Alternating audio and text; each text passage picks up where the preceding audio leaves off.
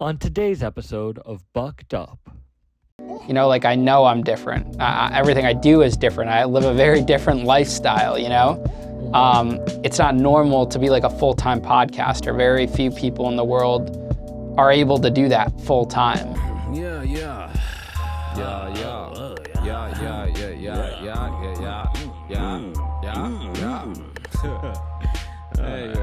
We're podcasters. It's like, especially you see the setup I have, it's like if I wasn't grinding, what else would I have? You know what I mean? Like, that's the point of it. Yeah, no, that's definitely, you're at the grind, my friend. You're at the bottom of the grind. That's awesome. But you understand, like, This is a weird format, being able to talk to somebody. Mm-hmm. What?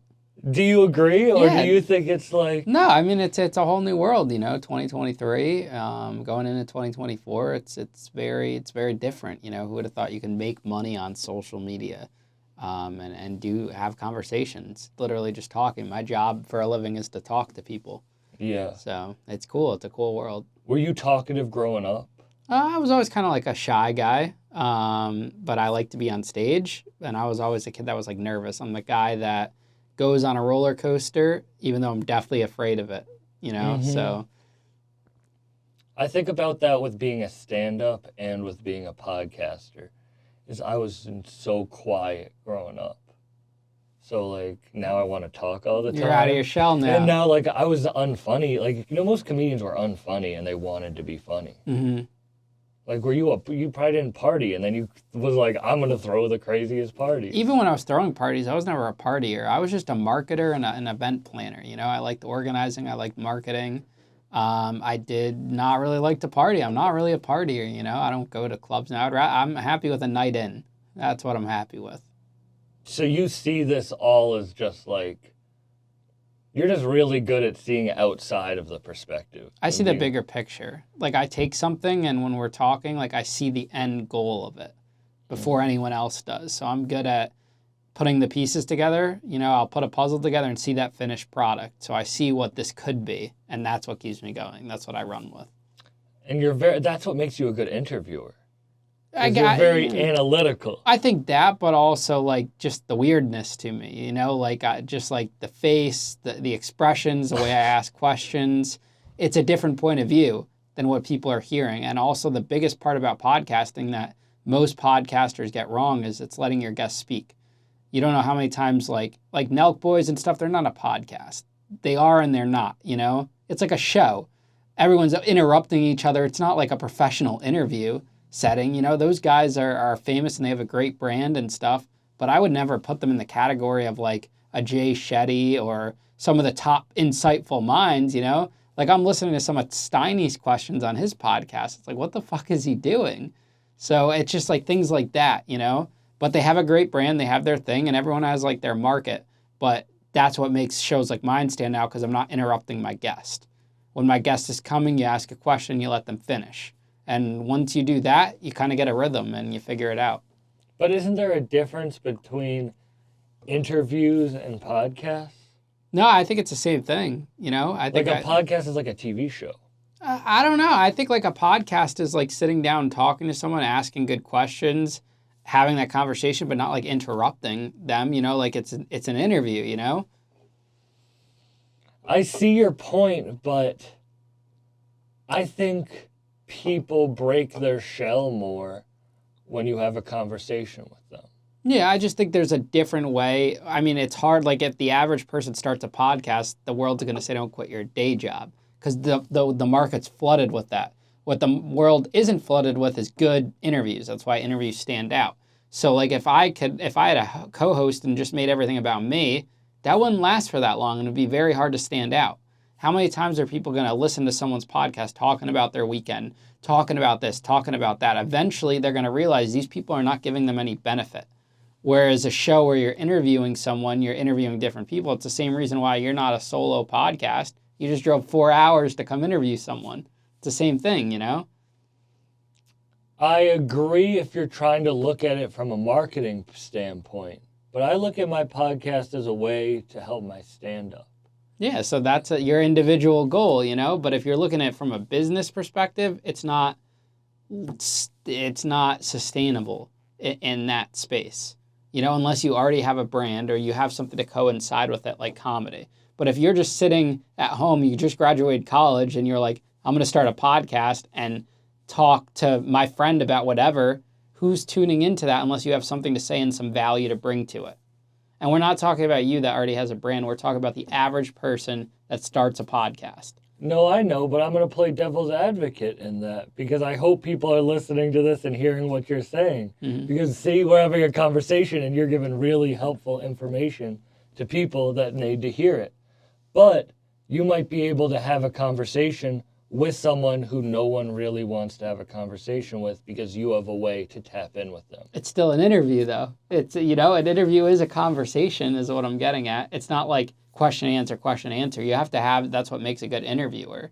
You know, you have some dialogue and do it. It's not like you're just sitting down reading off a paper, which is how my podcast first started.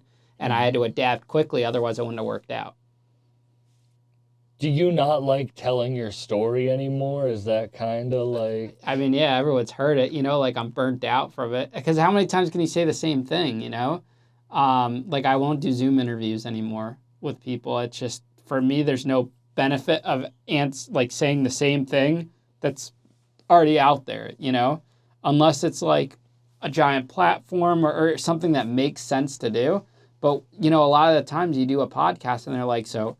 tell us about your story. And I really don't want to sit there like it should be directed, it should be guided, like there should be specific questions, not just like, oh, he has a cool story, let me have it on mine, you know, and whatnot. I mean, I built my platform off of sharing my story, but if I told it every single day, you know, like it's not sustainable long term. The different stories are what is getting me to the next level. I agree. Okay. But what if someone, do you interview people in your real life? What do you mean?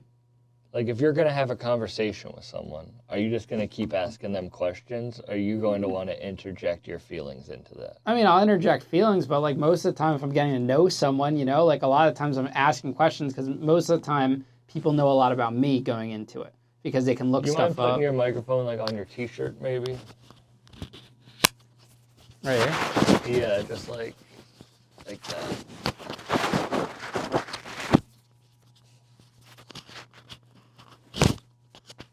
Oh, I think it's the other way. The clip's the other way. Like that? Yeah. That's good? Perfect. Okay. Good? I'll come fix it for you. And watch, when I put this, unless you want me to edit it out, I'll keep all this shit. I don't really care. Whatever you want to do, I don't care. It's your podcast, bro. I like hearing this. Because trust me, we're in a nice studio. This is a business for you. Yeah. But go back to when you're talking to people, getting to know people. I mean, yeah. I mean, I like to ask questions because a lot of the times they know a lot about me. So I'm just, you know, I'm trying to find out stuff about them. Do you feel like most people try to get to know you, though? Like in general? I mean, yeah, like I guess, like, I don't know, people want to know me, or I don't really have the time, you know? Like I do a lot. I'm very hands-on. Like I edit my own videos, all the shorts you see, all the postings, like I do all of that. So for me, like if I'm talking to like, say, a girl or whatever, I can't sit there and text them all day. Like I used to be that person that wanted to do that, but that's someone that doesn't have shit going on in their life to be able to sit there and, you know, like I'm on a mission, I have a purpose, and I'm doing what I got to do. So for me, like that doesn't fit my life anymore. And maybe that's an attractive quality. Maybe it's not, like, who knows, you know, but like I'm focused on my shit. So it's tough to sit there and like have a whole conversation. Like now I'm more like in the moment person because I'm always on my phone 24/7 because I'm posting for clients. I have clients for social media. I'm doing my own thing, you know, I'm networking on Instagram. Like that's how we met. So that's a big part of it. Like it's very different, you know? So like someone could say, well, you know, why can't you answer a text? Well, like I'm focused on my business, which is based on my phone. And I want to be like, well, then when do you have fun? But you were living the fun life. I mean, this is my passion, man. Like this is what I like doing. I mean, like yesterday was work, but I got to meet Sylvester Stallone and hang with Chevy Chase, you know? That's work. That's a job. I had to drive 3 hours to Philly and 3 hours back to only be there for 3 hours, and then I had to come back and edit videos till 1 o'clock in the morning. But like, that's part of it, man, you know? But it's also like I could do different things too. Like I got out of bed at 9 today. I didn't have to go punch in somewhere at 8 o'clock. Like I'm able to I can move things around. I can do all my workload in one day, sit there for 24 hours and do it, and have the rest of the week off if I had to. Like that's the part about being an entrepreneur. I agree. If you're not going to hit the gym, I'll go to the gym tonight at 2 a.m. if I've been a busy day. But I also like to have fun. Mm-hmm. I think maybe it is the comedian in me, but like I like to bro, my 4-hour drive here, I was listening to new music. I have a bong. Legally, this is all. This doesn't sound legal, man. I don't think you can smoke a weed while driving. This is all hypothetical. Yeah. My Subaru drives itself on the highway. I'm sure it does. So I'm just fucking hypothetically doing bong rips, listening to new music, and enjoying myself. And that is fun, but it's on the way to do business. Yeah. You see business as fun, like. I mean, yeah, I like my time with certain people. Like, you know, like if I'm seeing someone or something like that, you know, I do that. But I'm just at a different stage in my life right now. To me, going to the club is not fun. Mm-mm. I like hanging with the guys or going out to a dinner, but like that's only very limited because my mind's always on work, and that's what I do. You know, I like doing this, and that's what stands you out from the rest of the people of the world. I'm hungry, I'm driven, and I'm going to go after what I want. Is that hunger something you were born with, or is that something that just like one day you woke up with a literal, like, I'm taking myself seriously? No, I think I was born with it. I think entrepreneurs are born. You know, I think it's very hard to make an entrepreneur. You know, like you have to, like you're given that. And maybe it takes some time to figure out you're born with it, but ultimately, like, you're born with that shit. It comes from somewhere. You know, that's why it's so hard for people that aren't born with it to just quit their job to start their business, or why some people refuse to ever do that, and they're always going to work a 9 to 5. And there's nothing wrong with that, because that's what's part of the world, you know? You need those individuals. It fits into society in that way. But like me, I'm never going to go work for someone. Like, this is like, you have to have that mentality that you're all in, and you're going to do this, or you're going to be out on the street, you know, homeless, and you can't eat. You know, so this is where I'm focused and where I'm driven. So you don't think motherfuckers can change? I think it's hard in that sense to become an entrepreneur for your whole life, unless you get mad enough where you're so unhappy. It's like in a relationship. You're with someone 6, 7 years. You don't want to leave that. You're comfortable, you know, but you know you want more, and a lot of people don't leave.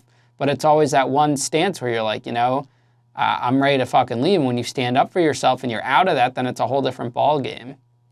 But isn't the whole point of your podcast that people have changed? That's different, you know? How is that different? They're changing their behavior. They're changing everything. Like it's just entirely different. Saying you want to change and better your life is a lot different than taking on the necessary skill you need to be an entrepreneur.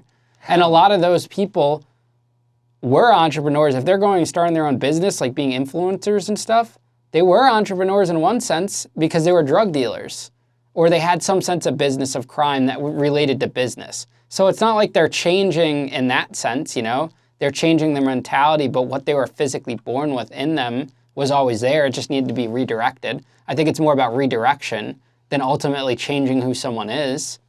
So you think we're kind of predetermined? I mean, I think in an entrepreneurial sense, yeah. I think you're born into the universe and you have a path. Like the universe has a path for you, you know? And even though we think we're altering it, maybe that was already decided for us. Like maybe I was always meant to own a nightclub and I was always meant to go to prison so I could be exactly where I am now. But I just didn't know that at the time. But I just still don't get how you can think people change it one way and not the other, because I do think it's extremely, extremely hard. I agree with you. But what if someone's 500 pounds? It's really hard for them to get thin. But it's not impossible. No, it's not impossible. But I'm not saying overall. I'm speaking solely from an entrepreneurial standpoint. We're not talking about... You're born an entrepreneur. Yes, you're not. yes. It's That's like what an I'm artist. standing. Yes, it's like you're born an artist. We're not. I'm not sitting here saying you're born fat. You're never going to be skinny. I'm saying if you are born an entrepreneur, you're going to tend to gravitate towards that, and you're never not going to be an entrepreneur. And if you're born a regular person, I guess you could say, a non-entrepreneur, it's going to be very hard for you to switch over until or unless something traumatic happens that inspires that change. Like in a relationship or in weight loss, something triggers that person to go to the end of the earth to change that. And that's a very small percentage of people that can do that. And I agree. And it's very funny because now I hear you say you're an entrepreneur, and I hear it. I'm a comedian, bro. I don't take shit seriously. Look at what we're doing right now. Yeah, we're filming with a camera with a I couple don't of take mics. shit. I'm a comedian. I Yeah. am, and it's gonna work out. And I know because like I've had not taking shit seriously has led me on a very happy life from some traumatic experiences. Hearing you say that is very good because I do think trauma is like near death. It's like almost the same thing where it can trigger you into a point of not caring about perception anymore. Mm-hmm. It's like a conspiracy right now. I mean, pain is the greatest motivator. I believe strongly in that. You're not going to change without pain. Heartbreak, pain, anything like that, trauma, you need that as a standing point to get to where you want to be. So what's your pain if you want to talk about it? I mean, you look at my entire past, man, the entire That's past. the pain? Yeah, I would say so, you know? Like that, I've gone through a lot of shit at a young age, and now I'm determined to make things right and to fix what was, you know, broken before and the reputation, you know? Like I'm on a mission to rebuild that. But if you were born with it, how did it get broken? I mean, I think I was born with ambition and, you know, this entrepreneurship, and that, like, I was overly ambitious, and that brought me down a path, you know? So that same thing, like, right now it's controlled. Like, I streamline my energy and my ability and my work ethic into one project. Before I did that into the club, but I didn't really know about the club, didn't know how to do business. I'm not really a business person, I'm a marketer, and that kind of aligns automatically with a business. I'm creative, I'm a marketer, but I don't like the business side of things. You know, I like the actual doing the work, marketing, and building side of it.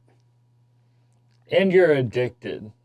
Absolutely, you have to be addicted in this type of stuff. You have to be an addict. Yeah, you have to. You have to be a monster in that field. Like You're sober completely? I mean, I'll drink socially. I'll do some edibles here and there, but yeah, like it doesn't affect me, you know? Like I'm not hooked to anything. I'm hooked to my work. This is my life, you know? You do have to be a workaholic. I'll give you that. Yeah, well, that's how you stand out. I'm asking you to have fun, but you really do have to be a workaholic. You have to be in this, but that's how you stand out, man. You know, like I have clients that'll say, like, how do you manage? Because I manage my full-time podcast 2 episodes a week, and then I manage 3 others for people. The average person can't do that. And I'm able to just stay very organized and work hard and see the end goal, and that's what keeps me going. I hope people listening who are motivated feel that in themselves, because I do think you are born with something. Everyone, not everyone. Everyone who's successful does believe that it was always their path. But do you think people really are hopeless? No, I don't think anyone's hopeless. Like, someone always has the ability. You got to figure out what that trigger is to inspire change, you know? Like, I don't feel bad for anyone that's like, if you're sitting at home complaining, like, you're heartbroken, you're miserable, this and that, that's on you to get your ass up and figure that shit out. Like, no one's going to come and save you, you know? Like, I remember for so long, I was just waiting for that miracle, waiting for this. Like, you create your own luck. You go out there, you figure it out, you work hard, things are going to happen. Mm-hmm. No one works ridiculously hard and gets nothing out of it, whether that's in a job, anything. If you work hard, you're going to get to it. Well, who did you idolize growing up? And I have a point that's not just like, who are your idols growing up? Like, who did you really be like, that's who I want to be growing up? I mean, I idolize like the guys that were building startups and tech companies, even though I was never really into tech. I like the concept of they bucked the system and they dropped out of college or didn't go. So to me, I always looked up to those guys. I inspired to be like those guys. And I'm never going to be the tech CEO. And I'm never going to have a startup in that sense, you know, where I'm building something like technological. That's not me. I'm not passionate about that. What I'm passionate about is like creating content and being a performer and an entertainer. That's what I like doing. But I looked up to those guys, like the Mark Zuckerbergs and the Evan Spielbergs and stuff like that. Because I think that's a big thing when I look at people I looked up to. It influenced me in a way that could be positive or detrimental. But I don't know if that was... Like, I get very stuck on the nature versus nurture thing. Mm-hmm. Were your parents driven people? Yeah, I mean, my dad's very driven. My mom's very, like, emotional, intelligent, and a hard worker. But, like, you get a mix of that, you know? But again, like, you can't necessarily blame your parents for everything either. Like, in a sense, like, some of the people that became millionaires, their parents weren't millionaires, or their parents weren't out-of-the-box thinkers, you know? That was just, like, the universe created that individual, and that person ran with it. Yeah, I think the individuals like me and people like that, they know they're different. You know, like, I know I'm different. Everything I do is different. I live a very different lifestyle, you know? Mm-hmm. It's not normal to be like a full-time podcaster. Very few people in the world are able to do that full-time. So it's something that's definitely, that makes me different, you know? Like, in what world you're on a date, you're like, yeah, I'm a podcaster, you know? No one's really taking that seriously, but it's a very, like, it's a serious job. Wait, what do you get when you say that? What do you get when you say that? Well, people, I'll tell you, oh my God. People know going into it, you know, like, because I don't go on dating apps anymore, but, like, I use Instagram, so people already know. They're watching my content, they'll slide into my DMs, and it goes off like that. But a lot of these people are, like, out of state, you know? But you've never met a girl at a bar and you're just talking. I don't really go or maybe out. Maybe not a bar. Yeah. Well, that's a bad example. Maybe before I've reached this level of success with social media, when I was working at Whole Foods and stuff, you know, and then they were curious about the prison stuff, because they knew of me, you know, but a lot of people, they just, like, they can get to know you too through TikTok and through your videos and through listening to a podcast. You get to know someone, you know? But isn't it shitty to have someone know so much more about you than you know about them? I mean, I guess it maybe makes it more exciting so I don't have to talk about myself. I get to know them, and that's what makes it interesting. But is it a relationship learning about someone? It is, but I'm saying in the initial steps, like, I don't need to pitch someone, you know? I'd rather them know the information so they know going into me so there's no time wasted. But then they have to pitch themselves to you, and then that puts themselves on a lower level. But it's not putting on. I don't think someone's lower than me or above me in that sense when it comes to what they do for work. It's about whether we connect with each other. Some people you meet and you just don't feel it with them. There's a lot of you just don't feel it, you know, and you're not going to know that until you meet the person you hang out with them. You know? But don't you want to be with someone who's like you, like an entrepreneur who's like, I don't really give a fuck about you, but I love you? I thought that's what I wanted until I met someone that I've been, like, on and off with, like, since April, who is the complete opposite of me. And I feel at peace when I'm with her. And I enjoy her company, and we're complete opposites. And I live a very different lifestyle. And I think that's what makes it interesting, because someone like that is so used to the average person, you know? And maybe it will work out, maybe it won't, you don't know. But I do believe in opposites attracting. And imagine if I'm met someone that's just as ambitious and just like me, how would that work out in a setting where, like, what would that even look like, you know? You have two, I feel like you would butt more heads. Because then we were both driving ourselves into work, we're both doing this, you know, where's the balance? Whereas in a spot where someone's not my equal in that sense, I have the ability to stay organized and turn off, where, like, if the other person can't, that's just as ambitious, it might be hard. So whereas, like, if it's a regular person that's not an entrepreneur, she's free on a Friday night, I'm really busy and I'm a workaholic, but I know, okay, I need to plan things around to be free on this Friday night, then that's different. Whereas you have two people that are in their own mind, have 9 million schedules, it's harder to piece that together. Do you ever get burnout?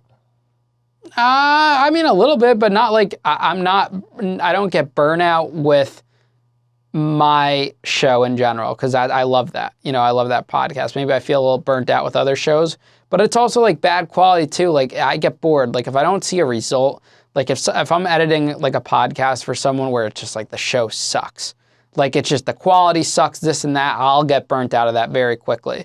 But if I'm doing something that's high quality, that I'm producing, that I'm involved with, and I'm growing it with them, it's less about money and more about putting out a quality product, then, like, I'll grind it out and see that, you know? But there's so many people that like, they want to do a podcast, they want to do this, they want to do that, and they don't listen, you know? They don't want to listen to the results on what you need to do to be successful as a podcast in this day and age. Do you get burnt out in life though? But you don't see a difference. I mean, it's all the same thing. I mean, like you get tired. Like everyone gets tired, man. I get tired, but you push through, you know? Like I like sleep. I like, you know, like I don't work 24/7, you know? No, like, I know, yeah. But do you think about longevity? Like, I mean, I think I have unlimited motivation because of the shit I've been through, and there's going to be plenty of time to rest once I get to even. I'm on a mission to get to even, you know, from the past. Get to even, which is, like, if I make $1 million, I'm happy, you know? that's your even? Oh, yeah, that's and then some. That's even and then some. You know, if I could clear $1 million, which is very obtainable to do, I'm good. I'll take some time off. You know, I'll ease back. I'm not shooting for 5 million or 10 million. You know, all that's great, but $1 million, clear and free after taxes, I'll be happy. You might think I'm crazy, but that's what I'm shooting for. So I guess we're both in the same position then. No, I'm saying I'm shooting for more. I don't know why you're limiting yourself at $1 million. I'm not, because once you hit that million, more is going to come, but it's not about the money. You think you're going to hit that and just be like, I can relax. No. You're going to hit that and be more hungry than you are right now. I'm not saying permanently. I'm saying just like in a sense where like, maybe I drop some clients, maybe I, you know, and just focus on my show. I have to work a little harder. Listen, my life would be so perfect right now if I never had the mistakes of the past. If I wasn't in any debt, if everything was good, if I started this podcast right after college or right after high school and this blew up and it's generating this income, my life would be perfect right now. But then on the other end of the spectrum, I wouldn't have that if I never went through all that shit and went to prison and all of that. So it's one, you know, that's the way you got to look at it. So I look at it this way, you know, the $600,000, $700,000, $800,000 I lost, right? That was my tuition. That was my upfront payment to have the career I have now. Now it's on me to finish this and see it through and to pull this off. I agree with that, but I just don't think, if you're talking about you're born an entrepreneur, then you're never going to be happy with the product that you have, even if you get $100 million. And that's the entrepreneurial mind. How many interviews have you listened to that person's at the height of the game and they're unhappy with where they're at? Because that's what drives you. If you're happy, you're never going to want to do anything But I'm not driven by money. What drives you? What drives me is the process. You know, like a lot of people ask me, what are you going to do once you, if your goal is to pay everything off and get to zero, what will motivate you after that? So that'll be a discussion when the time comes. But right now I have all this motivation because I want to get to zero. You know, everyone finds something to hold on to. My motivation isn't, I'm at zero already, let me make $10 million. It's not the motivation right now. No, your motivation is showing who people really are. Because you wouldn't be doing a podcast if you didn't. I think the podcast aligns with my story. It's about rooting for the underdog, all the people that told people no. Like, I started this because I couldn't get my own movie deal or book deal or anything like that. I created the content myself. No one was going to help me, not that they owed me, but that was my mindset, you know? So, and now in return, it's not even about me anymore. That's why I don't like sharing my story anymore. I use the story gave me a platform to some degree, and now I'm helping others, which in turn helps myself. So it goes together. But I'm all for the underdog. I love the overcoming and the obstacles and everything like that. That's what I love. I love the people that society counts out and they get their own platform, not like one of these already big platforms that only gives their time of day to celebrities or whatever. My platform can do that for people. And it doesn't need anyone's approval to do that. I don't need to go to the head of HBO and say, hey, can we get this story on, you know? Fuck all that. Like, I can have the normal person on, they come on and share their story. But you wanted that movie. You wanted to be famous. Yeah, I did, and now I don't want that anymore. People change in that. Now that you are? I mean, I'm just a normal guy, man. You know, like in that sense, look at, you reached, how many people in my field do you reach out to that maybe we could call them on my level that don't give you the time of day? Because that happens to me. There's a lot of podcasters that they're equal, or maybe I have more downloads or bigger platforms. They don't check their DMs. I'm a big believer in checking your DMs, giving back to people like that, even though like now, like I'm at the point where like I won't do a Zoom interview. I'm just not doing it anymore because I'm burnt out. You want to talk about burnt out? I'm burnt out from going on a Zoom interview and they ask the same questions and it's just, there's no mutual benefit in that, you know? But I'm happy to take my time out of the day. If someone, I offer now to people, hey, you want to come to Connecticut? You want to come on my podcast? We'll shoot an episode for your channel. You can have the high-end production. It won't cost you anything. And you can use that clip on your channel. You know, so at least it looks good. But a lot of people, they don't check their DMs. They're not answering, you know, for whatever reason. And it's hard to answer to every single one, but the ones I can, you know, like I'm not going to be a dick to someone and tell them no in that sense. Yeah, but you should... I feel that, but I don't give a fuck about the high quality. I don't give a fuck about... Look at what I'm talking to you about. This is going to connect with some people, but not everyone. That works for you, Sam. You know, you've been able to create something with that. You're not following the grain. All the guys that are doing something on Zoom and stuff, they're following the grain. They're doing what everyone else is doing. You're doing something different and it's working for you. How many people are coming it from such opposite ways, which I love. But how many people are driving 4 hours and setting up with a phone? They're just not doing that, man. But funny. That's what makes you different. This is a bit. This is for something for... That's what makes you different, though. You're not on Zoom doing what everyone else is doing, and that's what's led you to success. I give good interviews on Zoom because I'll ask them, what's your relationship with God? And we'll talk about that. Because I'll tell you, I was in a dark-ass place. I was in a deep-ass, depressed-ass place with nothing going for me.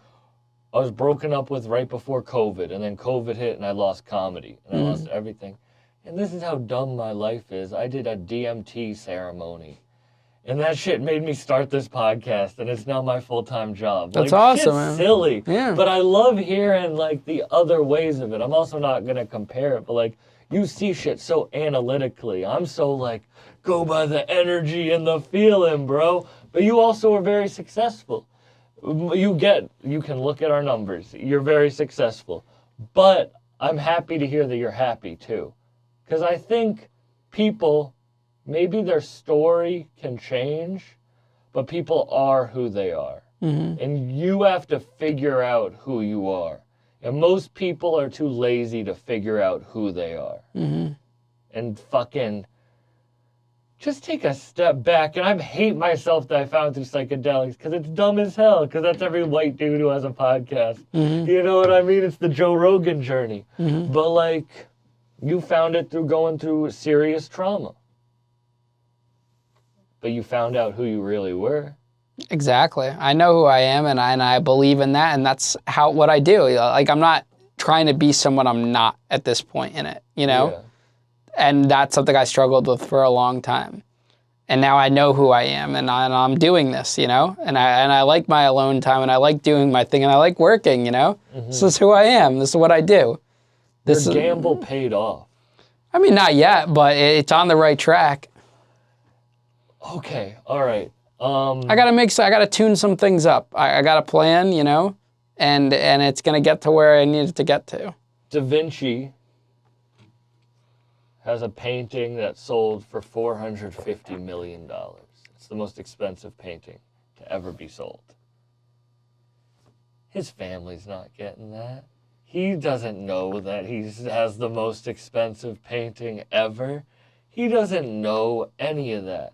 He just believed in himself, and look at where he is. But he doesn't know that shit. Look at what you do care about the numbers, but you don't really think about the legacy that you're leaving behind doing these really important conversations that need to be heard. No, I know it's a legacy, and I also know it's gold.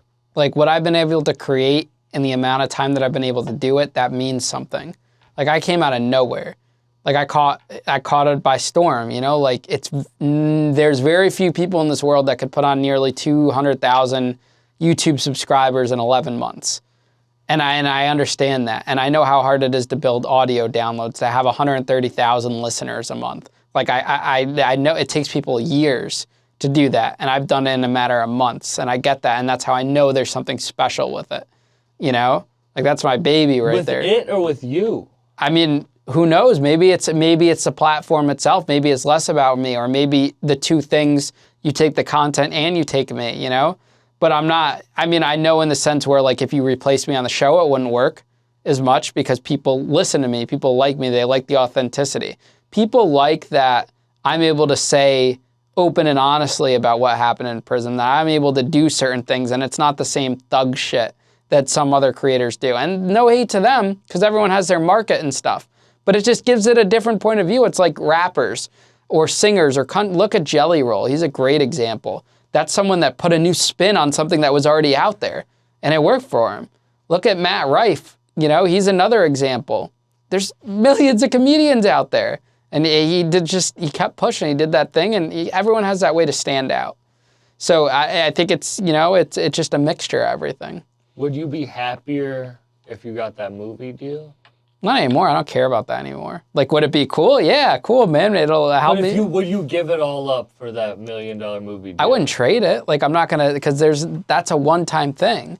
Like, had I gotten everything I thought I wanted years ago, I don't think I'd be where I'm at today. I built this on my own, like no help from anyone. Like I created this, and that can't ever be taken away from me in that sense. A movie deal, they promise you something, that could be taken away.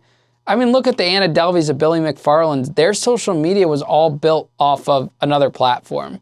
They didn't build their shit organically. Anna Delvey gets Netflix published, and overnight she's got 1 million followers on Instagram. I fucking worked for my shit, you know? And so that, you know, I think that's what's special about it. This is a comeback story. People are watching it as it happens and unfolds, and it's in the making. You took a real gamble, and you knew what you were doing.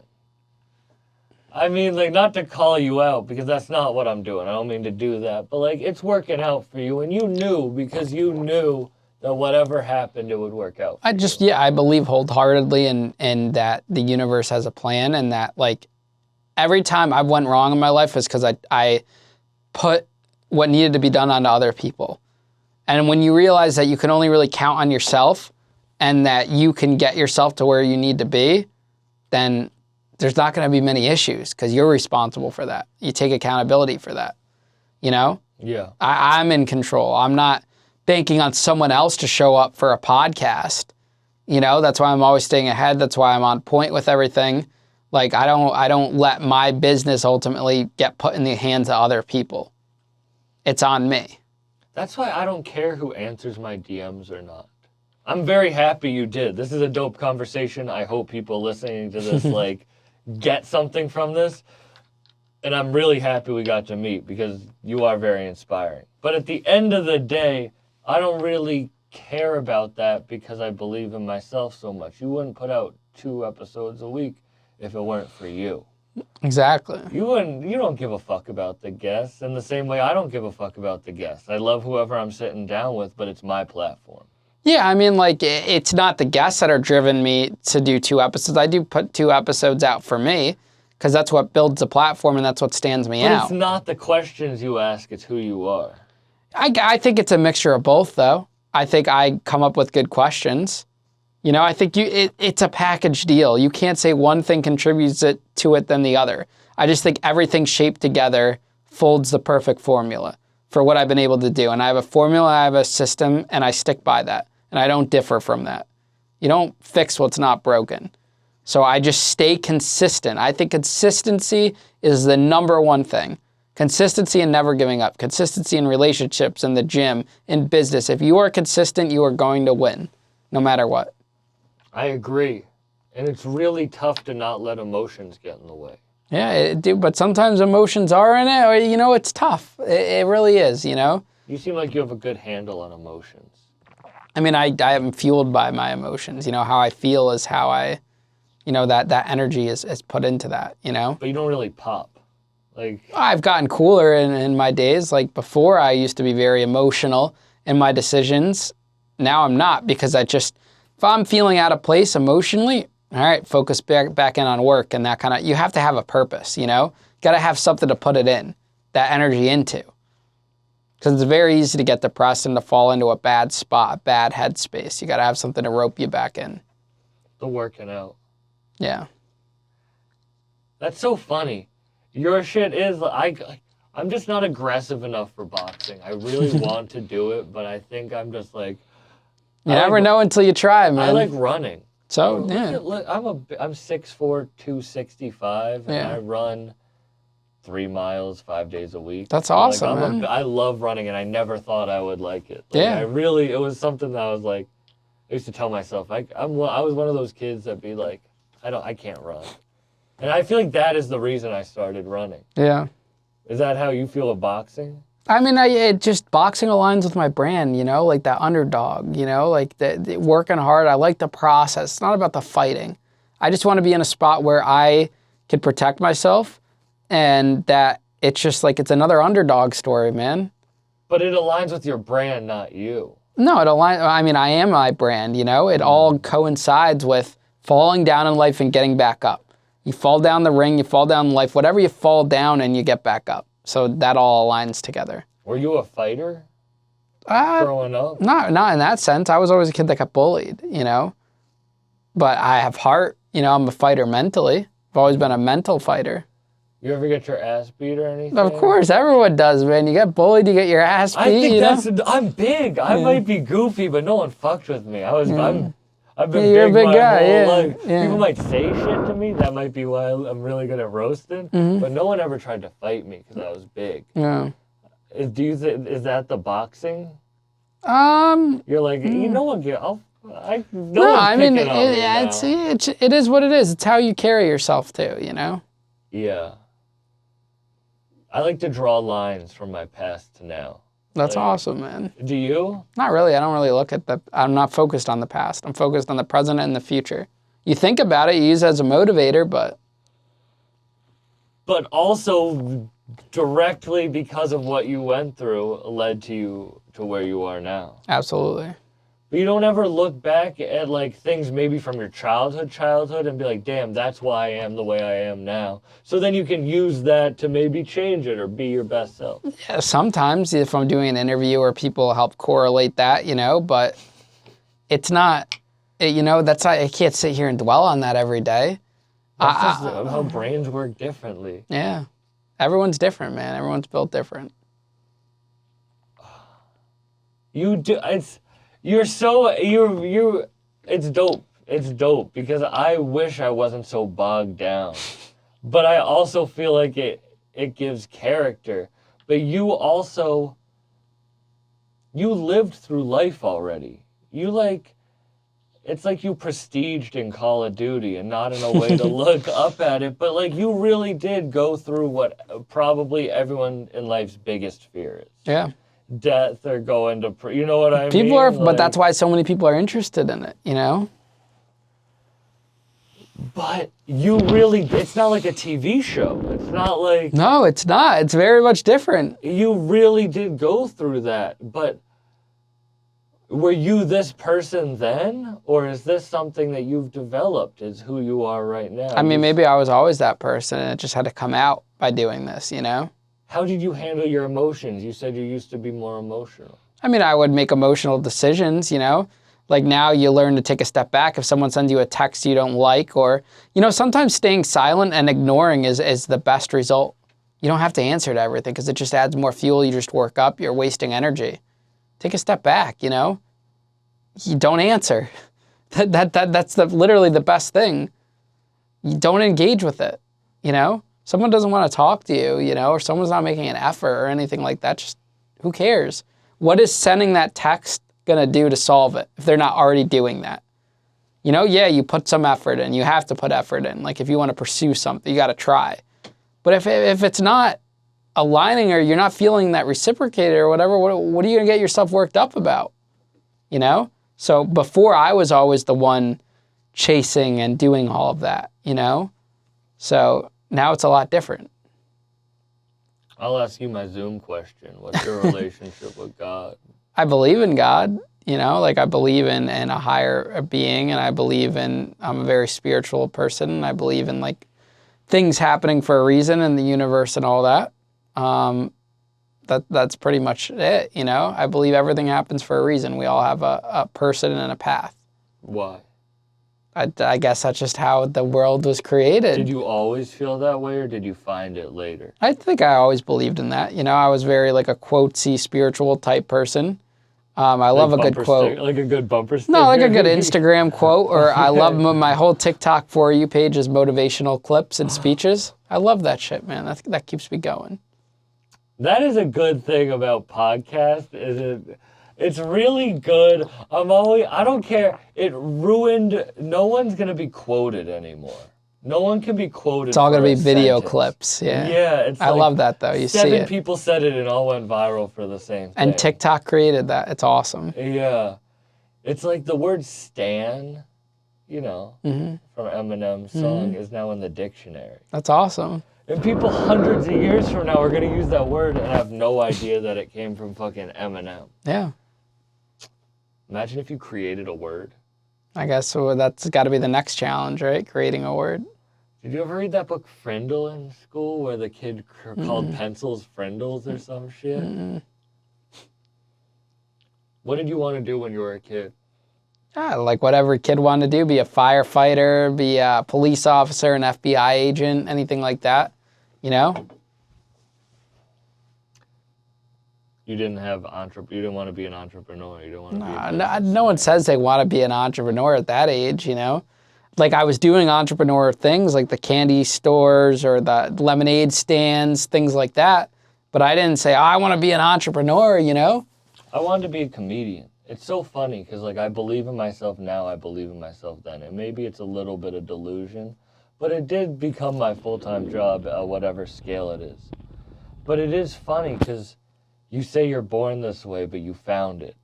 And I believe you can find it, but I was born this way. Like in my It has to get triggered in some way, you know? Like it's within you. Was there a moment it was triggered? I think it just kind of came naturally, you know? Like it just all, like, it just happens. Like the idea to no one's like saying, you should go start a lemonade stand, you should do this. Like you kind of, how you are as a learner, I'm a visual learner. So when you see other kids doing that, if you're an entrepreneur at heart, you're going to get triggered to go do that, you know? Like anyone could do what I'm doing right now. Not everyone chooses to do that. Do you believe that, truly, that anyone could do what you do? Anyone can. Who didn't go through the experiences you went through? We're not even saying my genre. My experiences led to the genre I created. We're talking about this physical concept of what I've done. Anyone could be a podcaster. In this setting, because this is the formula for success, to stand out. If you followed my steps to a T with whatever genre you're doing, you will be successful. But not everyone has the willpower to do it. But they can do it. It's very easy to do. But that's like saying anyone could be fucking Adele. No, that's different. How is that different? Because I'm not on the level of Adele. You're comparing apples to oranges. Adele at one point was at your level before she became Adele, but she was way more successful than anyone else that wanted to sing. Okay, but you were an artist. At the end of the day, podcasting is an art. And yes. You are an artist. But I'm not at that level. We could have this conversation in a year if I'm bigger. But I'm saying at a baseline level, you could have, say, 100,000, maybe not even as big as what it's at now. 100,000 followers on each platform. You don't even need 100,000, 5,000, you know? You can make money off of 5,000 or 10,000 followers. We're not saying millions of people. Up right there, baby. You know, you don't need millions to make money, you know? You could be a micro-influencer, it just needs to look good. A lot of it is just making it look good, you know? But it's not you. Like, I hear you, but I don't, because not everyone could do what you do, because at the end of the day, you're doing what I'm not saying not everyone can do it, but I'm saying they could physically, you could buy anyone could go out and buy a camera. I'm saying physically they're able to do it. Maybe not mentally, but they could go buy a camera, they could get a studio lease, they can get this information is all available online. You could say that about Kevin Hart. You could say that about the greats of anything. You could really say that. I mean, I think that's where the talent aspect comes into it, though. You got the mental and then you got the physical part, you know? Anyone could do the physical part. Anyone could go on stage in front of a crowd, like physically speaking. Yeah. They just don't have the mental part to do that. That's what makes those greats different. That's what I'm saying. The physical part, they could physically go and get their own studio. They could physically get the cameras, physically get all the equipment, but do they have the mental capacity to piece that all together and excel in their career? That's what makes the grades different. So some people are just fucked. I don't know about fucked, or maybe that's not what their path is. Maybe they're great in another area, you know? Maybe they're the Adele of their own path, you know? You could be a standout. Look at all the people that are huge in their companies they're not famous for that, you know? They could be the Adele of their local bake shop. You don't know, you know? It is funny, like every number you hit that probably makes you really happy for numbers, subscribers, followers. You probably hit it and you start seeing more people with that same amount. This is the way I look at it, right? I look at it as in January, when we dropped episodes on YouTube, one of the hardest platforms to grow on, I was excited to get 1,000 views within 24 to 48 hours. I thought that was awesome. That's what I was striving for. Now my episodes within 48 hours hit 10,000 views. So like I had old production partners or whatever that, you know, that's a lighter episode if it doesn't hit 10,000 within the first 24 hours. But to me, if it hits 10,000 the first week, I'm happy, which all of our episodes do. Like to see the growth from that, like that's awesome. I'm happy with that. It's consistent, it looks good. It's not staggered. It's not like one episode does 20 and the next episode does 500 views, you know? So. But couldn't that episode with 500 views help someone? It could, but I mean, I'm saying now at my point in the career, like it's doing consistent, it's consistent, you know? Yeah. When was I'm going to go back to the question, then I'll go back to that. When was the moment? Like, all right, so you're saying this podcast is the thing that made you take yourself seriously. When was the exact moment the idea came to you? I mean, I had the moment in last December when I was on TikTok and I was like, I'm getting burnt out from telling stories about my prison experience. So I was like, well, maybe I'll just start interviewing people. And so I started a podcast and it was okay, you know? Didn't make any money, but it was whatever. And then I realized when I went to 2 episodes a week, okay, this thing has some legs to it. And then what I really realized was in April, you know, when I went viral on No Jumper talking about paying for protection in prison, and I realized simultaneously that individuals that weren't famous were coming on my platform and their episodes were doing really well. And that's when I realized I had something. Because my whole business model in the beginning was fly in the big TikTokers, the people at the big brands, and get them to share their story. And that got views, which was great. But what really does the numbers is the people who have never shared their story before.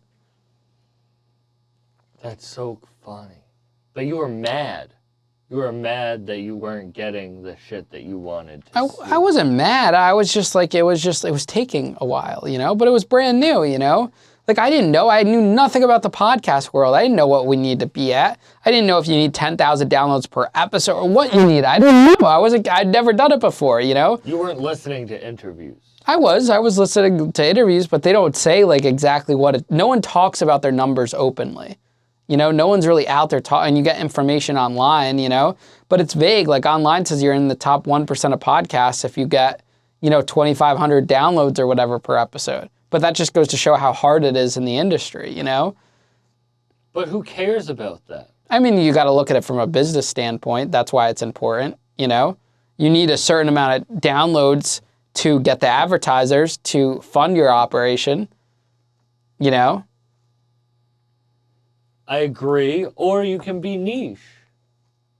Yeah, but if you're doing it full time, we're talking about 2 different things. It's either a hobby or it's a business, you know? So you have to, when it becomes a business, you have to stay on top of those numbers. You got to look at the downloads. You got to see what your audience likes and stuff, you know? Now that I've met those numbers, I don't even care. Like I look at them just to make sure there's no like, okay, why did we dip off 50%, you know? You look at that out of curiosity, but now we're at a level and it'll grow over time. I'm not in a rush. We're at a good baseline level. Here's our base now, you know? We're doing this many episodes per download, this many downloads per episode. We got our YouTube, we got our clips on, you know. I built everything simultaneously. I built it on TikTok, I built it on Instagram, I built it on Facebook, you know, on YouTube. So I'm very spread out on everything. You can pass this question. How much money in debt are you, or like fully? I mean, if you add everything up, you know, with some favors owed and stuff, probably like 700,000.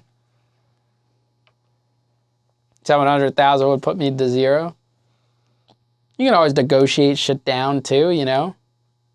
But you need the podcast to be as successful as quickly as possible. That and building clients and building revenue, yeah. I mean, that's why like a movie deal, if a movie deal came into play or something, that it's quicker, you know? But podcasts, there's certain podcasts that make 5, 6, 7, 800, $1 million plus a year, you know? In the first year of this podcast, it's grossing $250,000 in the first year. Congratulations. A ton of expenses though. You got to learn as you grow, you know? Yeah. Like I did a deal where I gave up 50% of my revenue because I had no money for production in the beginning, you know? So I partnered with a production company. It's different things, you know? So you kind of learn as you go, but I really think next year there's going to be some major results, you know? But that's a part of business. It didn't lose money, you know? It's a success in itself in that way. But I see that as, I'm saying this is for people listening, because I think there are two types of people listening. People who want to start podcasts and do it like you, and people who want to start podcasts and do it like me. Mm-hmm. And we're coming at it from different angles, and I actually am really enjoying this. I thank you for your time. You're welcome, man. My overhead is really low. That's great. I wish I had that. My overhead is so low. And I have clips that do crazy numbers, maybe not as consistently, but it has become a job. And maybe I don't have the studio and everything, but I am able to live the life I want and consistently grow. My first year, so I've done it 3 years. First year, no listens. Second year, I grew 93%. This past year, I grew 297%, I think. And that consistent growth and the big growth in the numbers to me and being able to live the life I want, maybe the money's a little lower, but I think you can have a podcast in that way. In the same way that, bro, think about how many musicians, we're like, this sounds so dumb if you're not a podcaster, but we're artists in a weird way. Not everyone has to be Kevin Hart. There's a lot of comedians that people love. Mm-hmm. A lot of people don't know who the fuck Tom Segura is. Mm-hmm. They don't. They know Matt Rife. They know fucking Jerry Seinfeld. But that doesn't mean there's not people making hella money after grinding a long time in art. But I do get where you're coming from, that you do have to win quicker. But I hope people listening who feel you, but I also do think that there's another formula to podcasting. Yeah. No, I mean, everyone finds their own way, man, you know? I'm not saying my way is the only way. I'm just saying what's worked for me. But I think people need to hear that, because you're right. People don't talk about numbers. That's why I like to have this type of conversation of like, push you so far, because I don't think people know what'll push someone to really start. Absolutely. They might hear the clickbaity story to it, but they don't know what really like, you didn't have time to fuck around. No. Straight to the grind, my friend. And Whole Foods wasn't working for you. It worked. I was going to make $100,000 last year with overtime. I just wasn't passionate about it anymore, you know? Yeah, but you're tough. All right, but you would probably not get to that number quick enough. It would be harder to pay back. This is my best chance to make things right. But that's because you believe in yourself. Most people who are in your position, they're like, all right, I'm $700,000 in debt. All right, like, what's the best way to make that money back? This is the best way for me. Let's start a podcast. I believe in my story. I believe in what I've been through, and I believe in the past, you know? So you use that, and we'll see what happens. I don't know. I don't know what the future holds. I just know what I'm doing right then and now, you know? And it's working for you. We're trying. Thank you for doing this, man. I really do appreciate it. Thanks for driving 4 hours, Mr. Sam. Of course, man. I appreciate this. This was dope as hell. I don't really give a fuck. It was dope that you were with Sylvester Stallone, but I don't really give a fuck about that story. Yeah. I'll talk to you later. Peace out, everyone. Like and subscribe. Yeah. Yeah.